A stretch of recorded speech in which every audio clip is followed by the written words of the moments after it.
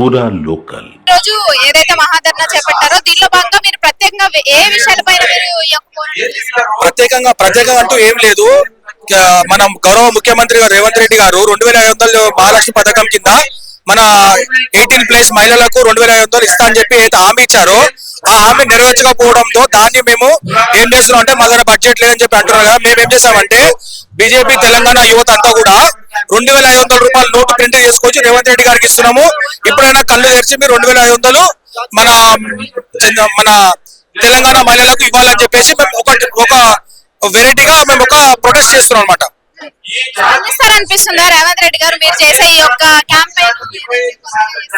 రేవంత్ రెడ్డి గారు స్పందించరో తెలియదు కానీ మేమైతే మా వాయిస్ లో జనాలకు తీసుకెళ్ళడం మాత్రం ఈ యొక్క ప్రయత్నం చేస్తున్నాం. మేము ప్రజలు ఏమంటున్నారు అంటే ఈ యొక్క కొన్ని హామీలు నెరవేర్చలేరు అంటారు కాబట్టి, కానీ ఇంకా 3 years టైం ఉంది, నెరవేరుస్తారని అంటున్నారా లేకపోతే దీనిపైన పూర్తిగా వ్యతిరేకత అనేది? ఇప్పుడు రేవంత్ రెడ్డి ఎలా చేస్తున్నాడంటే ఇప్పుడు నెక్స్ట్ ఏ హామీలు కూడా నెరవేర్చాడైనా. జస్ట్ అది ఒక ఫ్రీ బస్ ఒకటి పిచ్చేసాడు, దాని వల్ల కూడా మహిళల మధ్యలో గొడవలు పెట్టేసిండు. మిగతా ఏ హామీ కూడా నెరవేర్చాడు. ఇప్పుడు దాన్ని డైవర్ట్ చేయడానికి ఇప్పుడు నిన్న ఒకటి బైక్ రేస్ పెట్టాడు. ఆయనేమో కార్ రేస్ పెట్టి నేనేమో బైక్ రేస్ పెట్టి టైం పాస్ చేస్తున్నాడు అంతే. ఇంకా 100% నెరవేర్చాడు.